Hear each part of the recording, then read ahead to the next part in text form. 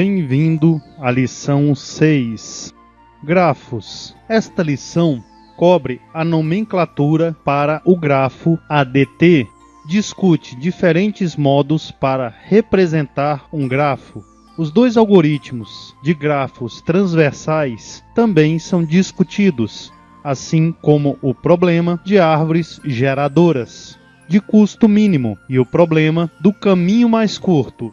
Ao final desta lição, o estudante será capaz de explicar os conceitos básicos e definições de grafos, discutir métodos de representação de grafos, matriz de adjacência e lista de adjacência, grafos transversais usando os algoritmos Depth First Search e Breadth First Search, entender árvores geradoras de custo mínimo para grafos não dirigidos usando o algoritmo de Prim e de Kruskal, resolver o problema de menor caminho com início único usando o algoritmo Dijkstra, resolver o problema de menor caminho para todos os pares usando o algoritmo de Floyd. Um grafo consiste de um conjunto finito não vazio de vértices, ou nodes, e um conjunto de arestas. Um grafo não dirigido é um grafo no qual o par de vértices representando uma aresta é desordenado. Dois vértices são adjacentes. A aresta IJ é uma aresta em E.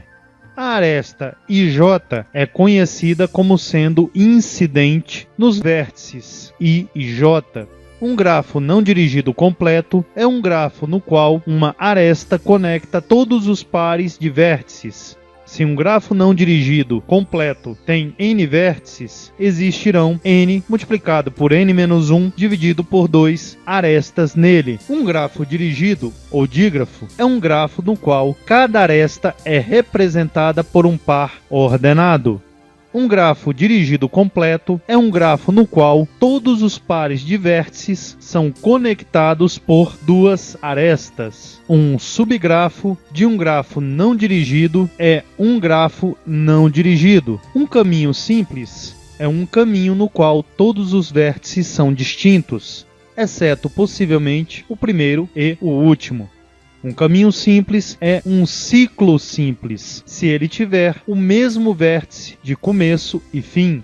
Dois vértices I e J são conectados se existir um caminho do vértice I para o vértice J. Se para cada par de vértices distintos I e J existir um caminho direto de E para ambos os vértices, isto é conhecido como sendo fortemente conectado. Um subgrafo conectado máximo de um grafo não dirigido é conhecido como componente conectado em um grafo não dirigido. Em um grafo dirigido G, o componente fortemente conectado refere-se ao componente fortemente conectado em G. Um grafo ponderado é um grafo com pesos e custos designados por suas arestas. Uma árvore geradora é um subgrafo que conecta todos os vértices de um grafo. O custo de uma árvore geradora, se for ponderada, é a soma dos pesos dos galhos de árvore geradora. Uma árvore geradora que tem o custo mínimo é conhecida como árvore geradora de custo mínimo. Isto não é necessariamente único para um determinado grafo. Uma matriz de adjacência pode ser declarada como uma matriz de lógicos, se o grafo não for ponderado. Uma tabela sequencial ou lista pode também ser utilizada para representar um dígrafo G em n vértices. A lista é mantida como se, para qualquer vértice I em G, lista de I aponta para a lista de vértices adjacentes de I. Assim como o diagrama, a matriz de adjacência pode ser utilizada para representar grafos não direcionados. Entretanto, eles diferem no sentido que são simétricos para grafos não direcionados. Para representar o grafo, são necessários elementos na menor ou maior diagonal.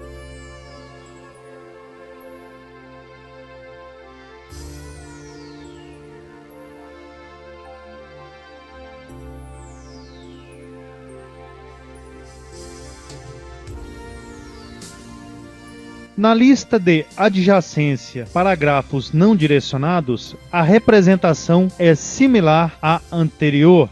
Contudo, para grafos não direcionados, existem duas entradas na lista para uma aresta. Na busca em profundidade, o grafo é percorrido da forma mais profunda possível. Sempre que houver ambiguidade em relação a qual deve ser o próximo vértice a ser visitado, no caso de existirem muitos vértices adjacentes, aquele com menor número deve ser escolhido. A busca em primeira largura percorre o grafo da forma mais ampla possível, assim como na busca em profundidade. No caso de dúvida sobre qual node será o próximo a ser visitado, deve-se considerar a ordem numérica crescente dos elementos. A árvore geradora de custo mínimo, MST, como definida anteriormente, é um subgrafo de um dado grafo G, no qual todos os vértices estão conectados e têm o custo mais baixo. Isto é particularmente útil para encontrar o caminho mais barato para conectar computadores em uma rede, bem como aplicações similares. Este algoritmo encontra uma aresta de menor custo ligando dois vértices. Tomando A como vértice de partida, observe a figura que demonstra a execução do algoritmo de Prim para resolver o problema MST. Outro importante algoritmo utilizado para encontrar a MST foi desenvolvido por Kruskal. Neste algoritmo, os vértices são listados em ordem crescente de peso. Outro tipo clássico de problemas em grafos é achar o menor caminho dado um grafo ponderado. Problema de menor caminho de início único, que determina o custo do menor caminho de um vértice inicial U para um vértice final. Problema de menor caminho para todos os pares, que determina o custo de menor caminho de cada vértice para todos os vértices de V. O algoritmo de Dijkstra usa o caminho ganancioso. Um vértice de classe 1 é um vértice o qual a sua menor distância para o vértice inicial já foi encontrada. Um vértice de classe 2 é um vértice a qual a sua menor distância de K ainda precisa ser encontrada. O algoritmo de Floyd é uma solução mais elegante e apropriada. O algoritmo faz uso da representação de matriz de adjacência de custo de um grafo. Ela tem uma dimensão de n por n para n vértices. Neste algoritmo, o custo é dado pela matriz de adjacência.